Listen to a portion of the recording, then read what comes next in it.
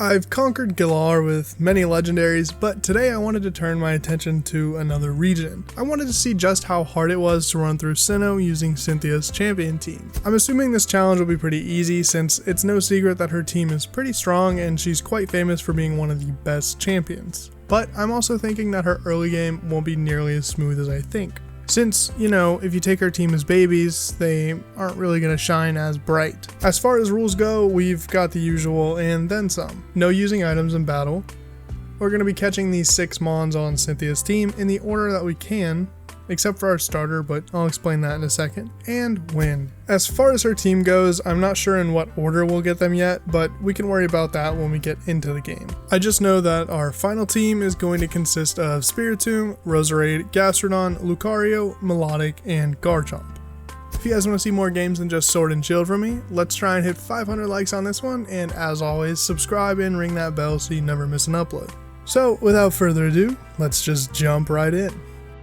In my time, yeah, rolling, I can never get enough. I've been up too long and I way too drunk, but we straight up in it. So of course we started our journey off by picking the female and naming ourselves Cynthia, because immersion. Naming the rival was weird because I guess the best I could come up with for him was dumb in all caps. Then we make our way on to the starters. I use the universal randomizer to make my starters both Spiritomb and Gible as choices, because I feel like Gible is more Cynthia's starter, but also Spiritomb is probably going to be the hardest one to obtain through legit ways. So anyways, I pick Spiritomb, body dumb, meet Cyrus for the first time, head on over to Rowan's lab, tell my mom I'm leaving and not coming back, reduce the Bidoof population on Route 1, arrive in Jubilife City, and get our Poketch. I also try and search this route for a Bidoof, but after like 20 encounters or so, I just give up and decide I'll come back for it later. From here, we take on our rival, head on through to Orleburg City, get ROARK out of the mines, and start our first gym battle. So I might have come a little over leveled for this one, but after this I actually looked up the gym leaders so I wouldn't make that mistake again. I lead off with Blair because that's all I have on my team right now. I feint attack the Geodude and end up lucking out and getting a crit, taking it out on the first turn. Out comes Onix, which we feint attack Shadow Sneak to avoid the potion, or so I thought, but after that we end up getting another crit and finish it off the next turn with a feint attack. Out comes Granidos, and I'm not too worried, but I go for the Confuse Ray, get lucky again as it hits itself, and then finish it off with a feint attack to secure us our first badge. From here, we head on back to Jubilife City, make quick work of Team Galactic, and pick up our newest teammate, Bidoof. It's a female, so I decide to name it Queen and start training her up. We also catch a Bidoof here and name it HM, so we don't have to bog our main squad down with those moves. We make our way on over to Floroma Town and then on over to the Valley Windworks, where we pick up our next team member, Shellos, who for some reason I named Poggy. We clear out the Windworks and save the day, and jump on over to Eterna City to see what trouble we can stir up next. My first battle against Gardenia I forgot to record, and every attempt after that didn't go quite as planned, but we managed to figure it out, so let's just jump in. Right off the bat, I'm just gonna say Gardenia was a tough nut to crack. After a few losses and a nice grinding sesh though, we finally started up. I lead off with Spiritomb into her Turtwig, then switch into Bidoof. From here, I fire off a Stun Spore and use 6 growths to max out my special attack. Then I Mega Drain away, taking down Turtwig, then Cherrim, and finally out comes Roserade. I get off a Stun Spore to maybe get some lucky Paras. Then I pick away with Mega Drains. I eventually run out of PP though, so my only choice now is to switch out of Bidoof and into Spiritomb. I get off a feint attack before his Stun Spore lands and finish it off with a Shadow Sneak for our second badge. I then head over to this galactic base and get absolutely wrecked, so I decide it's time to level up the team some more. After many attempts, we finally get it down and manage to take out Juniper and her stinky skunk. After that whole fiasco, we pick up our bike and start grinding happiness on Bidoof since we're gonna need a lot of it to evolve. Good thing we got our bike because every step taken increases happiness, and not only that, but we got a Soothe Bell, so it's gonna be even faster. After like 20 minutes or so, we finally get Roselia, then we head on out to go catch a Gible, and we're naming it Toph because as I'm doing this I'm also watching Avatar, and then head on over to Hardhome City. It's time to take on FANTINA. FANTINA is one I'm not expecting much trouble with. I feel like Spiritomb can kind of just blow its way through. I lead off with Spiritomb and go for the Ominous Wind, knocking it down and forcing Fantina's potion out of it. I hit it with 2 more Shadow Sneaks and take it down. Out comes Haunter and it drops to an Ominous Wind. Now all that's left to do is take down Miss Magius. Luckily, 1 Ominous Wind and a Shadow Sneak later, it's enough to do the trick. 3rd badge secured. Next we head on down and take on our rival, which isn't too tricky of a battle, and march on. Over on this next route we pick up the Good Rod, which we'll be needing for later, and arrive in Veilstone City. We have a little story meetup going on, do some exploring and a little training, evolving Gible into Gabite and Shellos into Gastrodon, before making our way back to the gym.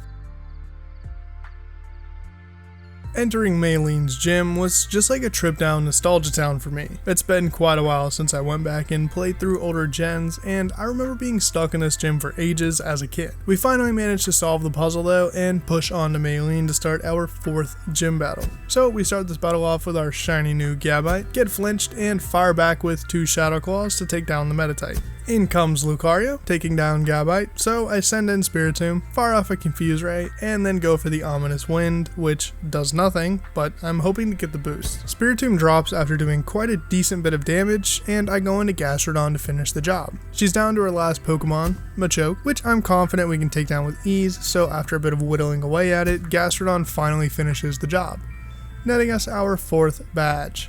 After some more story progression, we make our way on over to Pastoria City, where we take on possibly the most annoying gym leader thus far. We managed to take down our rival, but just barely though. So, I mean that's something at least. Anyways, let's get on to this next gym. Wake was one that took many tries to get down because I was so underleveled and his Gyarados was just way too strong to easily take out. And even if I managed to take it down, Floatzel would just come in and finish the job.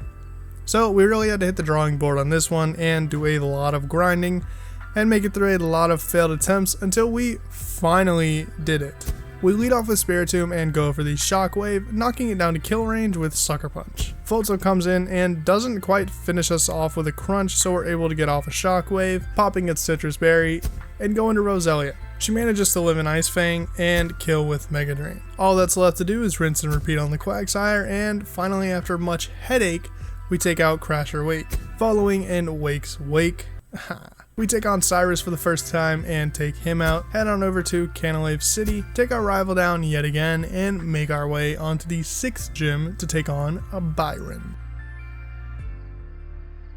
So the first time I take on Byron, half my team is dead from running through the gym, so, you know, that wasn't very smart of me. After healing though, it's a much different story. I lead off with Gabite, since I plan on digging my way to victory. I take down Magneton, no problem, and try the same strat on Steelix, but I end up getting Ice Fanged and taken out. I switch into Gastrodon to finish the job, and out comes Bastiodon. Mud Bomb does a surprising amount of damage here, and because the Citrus Berry knocked him out of healing range, we clean up the battle for a pretty easy win. Following that, we head to Iron Island to pick up a couple of things. Almost like grocery shopping, but on an island that doesn't have groceries. So maybe not grocery shopping then. We snag the HM for Strength, our newest team member, in the form of an egg, and the Shiny Stone so we can evolve Roselia. After we head on back to the mainland, take care of some story, I evolve Roselia, and get lost for a fair bit of time. We take on some Galactic Commanders and do a bit of story, you know, the usual, but then let me tell you a little something about this. You see, to find my last team member, Feebas, I needed to fish on every tile in this area of Mount Coronet. There was no easy way, just sitting and fishing tile by tile until I found a Feebas. After about an hour of fishing, I finally found one, and I caught a couple just to make sure I could pick the one I liked the most. I end up going with the first one, Karen, because she likes dry food. Just like a Karen. But I needed dry because in this game, dry equals beauty. So I stuff it full of Poffins, max its beauty, and give it the old level up, and we get our Milotic. After that, we make our way to Snow Point City, get wrecked by Candace, and hit the drawing board once more. I decide it's time to bring Riolu into the world, go through the whole happiness thing again, and evolve it into Lucario.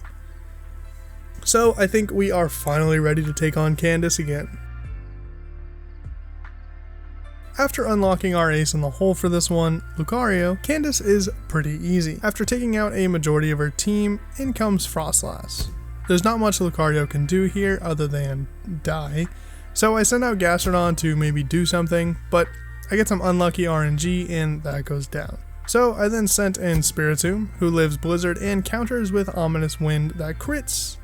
Getting this badge was anything but chill, but it lets us get on with the story. I'm going to cut out most of it because it was pretty easy. The only thing that really gave me difficulty was the final Cyrus battle, which I lost in and had to redo everything to get back up to that point, so I made sure I was high enough level not to lose again. So we take down Cyrus, then Giratina, and head on over to Sunnyshore City where we get ready to take on VOLKNER. My plan with VOLKNER was pretty much to sweep with Garchomp. I take down Jolteon, but end up going down to an Ice Fang from Luxray. So I send in Gastrodon to clean up with Mud Bomb, take down Luxray, and Electivire. We almost take down Raichu as well, but not quite enough. But it doesn't matter because Lucario just comes in and cleans up with Bone Rush. After we get the 8th badge, we run through Victory Road and make it to the Pokemon League. First up was Aaron, who actually gave me a bit of trouble, seeing as I didn't really have much to take him down. Eventually, with some modifications to my team and a little help from RNG, we managed to get past him.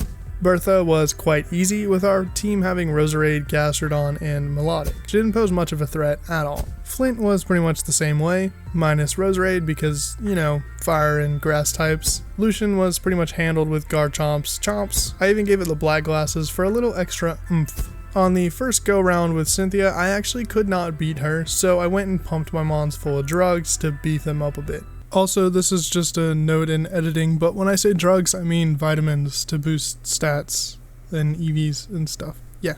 We start off with Garchomp and Earthquake or Spiritomb taking it down, and in comes her Garchomp. Here I actually decide to switch into Gastrodon, which dies, and then the same with Melodic.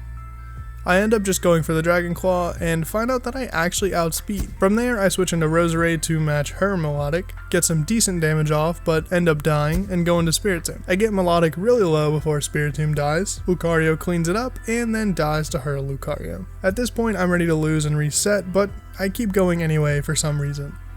I take out Lucario with Garchomp, and then I take out Togekiss, and then with 11 HP remaining, I'm thinking there's no way I'm taking down Roserade. But then, just when I think I've lost, I end up one-shotting the Roserade, winning just barely by the skin on my teeth. Skin of my teeth? I don't know how that expression works. But, yeah, we did it.